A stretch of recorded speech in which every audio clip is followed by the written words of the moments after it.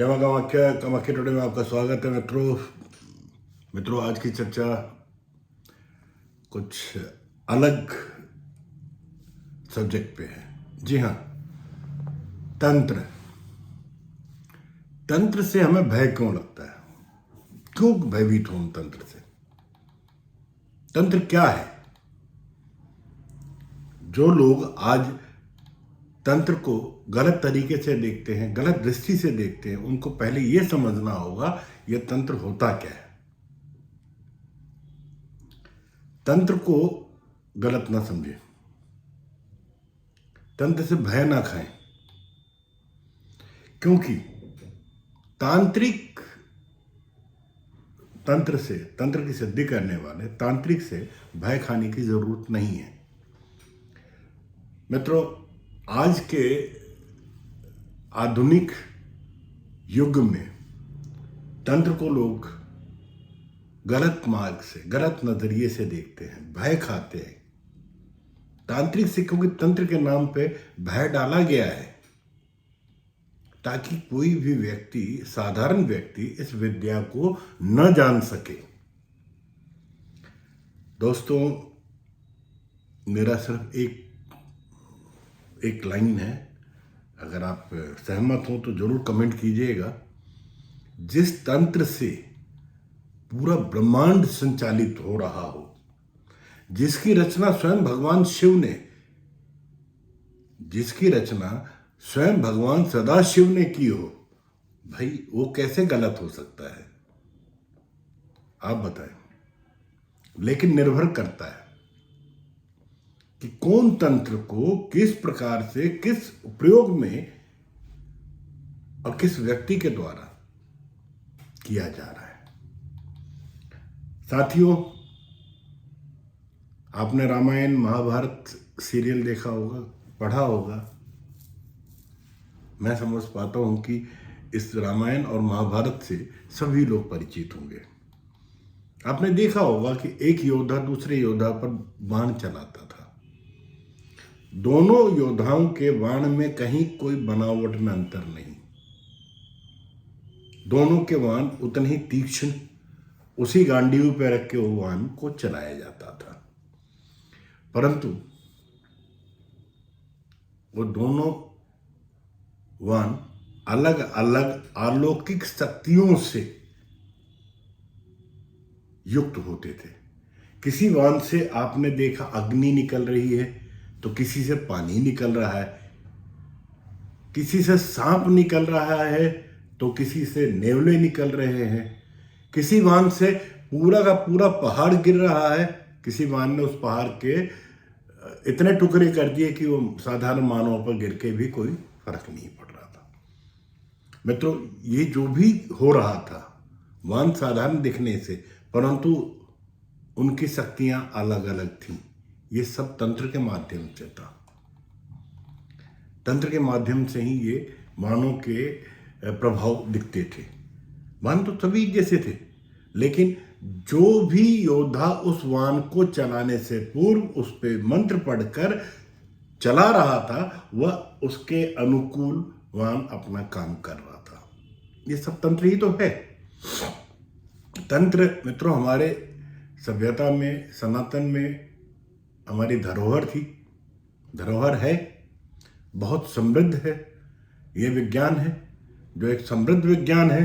तंत्र के जो जानकार हैं उनको हम देवों की तरह पूजते हैं। पूर्व समय में, प्राचीन काल की बात कहूँ, जो साधना के समय में, तंत्र की साधना के समय में काले कपड़े पहनना, बड़ी बड़ी मालाएं, ये सब साधना के समय में पहने जाते थे। साधना संपन्न होने के बाद में वह तांत्रिक भी एक सामान्य व्यक्ति की तरह जीवन को अपना जीता था, दिखता भी था।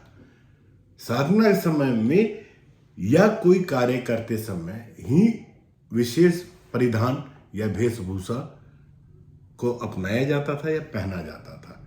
लेकिन अब अपने आप को तांत्रिक दिखाने की होड़ में आप सभी जानते हैं कि क्या क्या स्वांग रचा जा रहा है।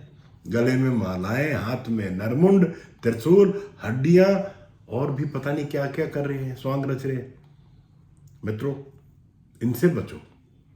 तंत्र एक विद्या है, तंत्र एक साधना है जिसमें या जिससे भय करने वाली कोई बात नहीं है। जानकारों से आप मिलो जो साधक हैं, वो कभी आपको भयभीत नहीं करेंगे। कुछ लोगों के द्वारा, कुछ विशेष लोगों के द्वारा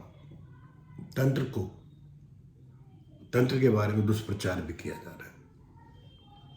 मित्रों, तंत्र एक महाविद्या है जिसमें भय वाली कोई बात नहीं है। लोगों के मन में भय उत्पन्न किया जाता है इसलिए ताकि सामान्य लोग तंत्र से दूरी बनाकर रखें और तांत्रिकों की दुकान चलती रहे। इसलिए तंत्र के बारे में आप तक कोई बात पहुंचने नहीं दी जाती। अगर तंत्र के बारे में आप पूरी तरह से परिचित हो जाएंगे तो ये तथाकथित तांत्रिक अपनी दुकानदारी कैसे कर पाएंगे। आप भी साधना के मार्ग पर बड़े संयम से अपनी समस्याओं को देखकर और समझकर तंत्र शक्ति या तंत्र साधक बन सकते हैं, अपनी समस्याओं का निवारण कर सकते हैं। मंत्र शक्ति को विज्ञान भी मानता है। ये कोई अंधविश्वास नहीं है, ना ही मैं कोई अंधविश्वास के बारे में आपको बताने जा रहा हूं। लेकिन तंत्र से ऊर्जा उत्पन्न होती है, ऊर्जा से ऊर्जा कनेक्ट होती है और होनी भी चाहिए, तभी सभी कार्य बनते हैं, चाहे विज्ञान के हो चाहे तंत्र के हो। तंत्र से जब भी कोई समस्या आप हल करते हैं तो आपकी ऊर्जा उस कार्य से कनेक्ट होनी चाहिए। जो भी आप काम करने जा रहे हैं उस काम को तंत्र के साथ में लगा के अपनी ऊर्जा को उस काम की ऊर्जा के साथ में कनेक्ट करना, ये एक विद्या है, तभी आपका कार्य पूर्ण होता है। जैसे किसी व्यक्ति को प्रेत की समस्या है, ऊपरी हवा की समस्या है, आपको किसी ने फोन पर बताई तो आपको सबने अपने तरीके से बताई होगी। अपनी ऊर्जा कनेक्ट करने के लिए कोई आपसे आपका नाम पूछता है, कोई आपकी फोटो मांगकर आपकी ऊर्जा को उससे कनेक्ट करता है। मित्रों, जब आपकी ऊर्जा से साधक की ऊर्जा कनेक्ट हो जाती है, जो भी साधना कर रहा है, जो भी साधक है, वो साधक आप भी हो सकते हैं, साधना करनी होगी। जब भी आपकी ऊर्जा से साधक की ऊर्जा कनेक्ट हो जाएगी तब वह देख पाएगा कि समस्या सही में है क्या। अधिकतर साधकों से पूछकर देखना तंत्र कैसे काम करता है और मंत्र का काम क्या है, मंत्र कैसे काम करता है, आपको समस्या का कैसे पता लगता है। मित्रों, बता नहीं पाएंगे। क्यों नहीं बता पाएंगे? क्योंकि उनको इस चीज का ज्ञान ही नहीं है। सिर्फ यहां पर वह कुछ पढ़ी हुई बातें, कुछ सामान्य ऐसी सिद्धियां जिसको हम प्रेत सिद्धि कहते हैं, कुछ छोटे मोटे उपाय, कुछ छोटे मोटे मंत्रों को सिद्ध कर अपने आप को तांत्रिक के रूप में आपके समक्ष प्रस्तुत करते हैं और कहते हैं कि मैं आपकी सभी समस्याओं का निराकरण कुछ ही समय में कर सकता हूं, जबकि ऐसा होता नहीं है। सिद्ध तांत्रिक कभी भी आपके समक्ष अपनी साधना का प्रचार नहीं करेगा। मित्रों, तंत्र विद्या, तंत्र एक बहुत बड़ा बृहत विज्ञान है। आपने कुछ बातें बताई किसी भी तांत्रिक से जो तथाकथित आज प्रचलित तांत्रिक है, उसी से कह देंगे कि आपके घर पे किसी ने कुछ किया है, समाधान नहीं कराया तो आपका अमुक नुकसान होगा, किसी व्यक्ति की मृत्यु हो जाएगी, आपका ये नुकसान हो जाएगा, वो नुकसान हो जाएगा, और आप उसी भय से ग्रसित होकर उसके पैरों में पड़ जाते हो, महाराज मुझे बचा लो, कुछ भी करिए मुझे बचा लीजिए। समस्या है, लोग प्रसन्न नहीं करते साधकों से, जिससे आप अपनी समस्या का निराकरण करने आए हैं उससे उसके बारे में जानने का प्रयास नहीं करते।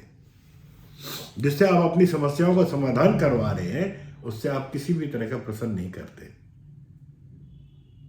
जब तक आप प्रश्न नहीं करेंगे तब तक ऐसे ही लोग आपको मूर्ख बनाएंगे और बनाते रहेंगे। फिर कहेंगे और कहते हैं हमें तो सभी पाखंडी मिले हैं, लूट कर चले जाते हैं। मित्रों, इस जुमले को कहने से बचने के लिए अगर आपकी कोई समस्या है तो पूरी जानकारी उस साधक के बारे में लें, अपने बारे में, अपनी समस्याओं के बारे में ना बताएं, उसे जानकारी हासिल करने दें। मित्रों, आपके लुटने में गलती उनकी नहीं है, आपकी है। आप अपने आप को लुटवाते हो तभी तो वो आपको लूटते हैं। आप प्रश्न करो, यहां वहां बात घुमाएगा, अंत में क्रोधित होकर कहेगा कि आप अपने रास्ते निकल जाओ। साधक कभी आपको डराएगा नहीं। सच्चा तांत्रिक सदस्य व्यक्ति आपको कभी नहीं डराएगा, कभी आपको भयभीत नहीं करेगा, क्रोध भी नहीं करेगा। क्रोध साधक तभी करता है जब अति आवश्यक हो, अन्यथा साधक को क्रोध नहीं आता। मित्रों, तंत्र हमारी अमूल्य धरोहर है, अनमोल धरोहर है। इसके अस्तित्व को बचाए रखना है। इसके दुष्प्रचार में आपने शामिल नहीं होना है। हाँ, ये जो मुखौटा लगाए तांत्रिकों के आपके समक्ष आसपास घूम रहे हैं, इनका बहिष्कार कीजिए। जहां तक हो सके इनका खंडन कीजिए। इनके पास न जाए और न ही अपने परिचितों को जाने दें। साधक समाज में ऐसे भी लोग हैं जो तंत्र की सिद्धियों लेके बैठे हैं, वो कारण आपको नहीं लूटेंगे। वो व्यापार नहीं करते, वो आपके उत्थान के लिए, आपके जीवन में खुशहाली के लिए नित्य साधना करते हैं। और वो अपने साधना के दम पर, अपने पुण्य प्रतापों के दम पर, एक पॉजिटिव एनर्जी के दम पर समाज के कल्याण में नित्य लगे हुए हैं। वो आपको लूटने के लिए नहीं आए हैं। आप लुटेरों से बचें। त्रिगुणात्मक शक्ति के अंदर में एक शक्ति हमारा तंत्र भी है। मित्रों, ह्रीम क्रीम श्रीम यंत्र मंत्र और तंत्र, त्रिगुणात्मक शक्ति जो हमारी धरोहर है, इसको बचा के रखने में जो आपसे सहयोग बनता हो वो आप करें। भ्रम जाल में ना फंसे, वाक चटुपता से ना फंसे। अगर आप समस्या से ग्रसित है, निराकरण मिलेगा, बशर्ते आप अपने ज्ञान को खोल के रखें, अपनी समस्या न बताकर उसके बारे में भली भांति आप पूछताछ करें, सवाल करें और अपने विवेक से काम लें। तो मित्रों, आपने अपना चैनल कामाख्या टुडे सब्सक्राइब तो कर ही दिया होगा। अगर नहीं किया है तो अभी तुरंत करें और अपने विचार कमेंट के माध्यम से मुझ तक पहुंचाएं। जय मां कामाख्या।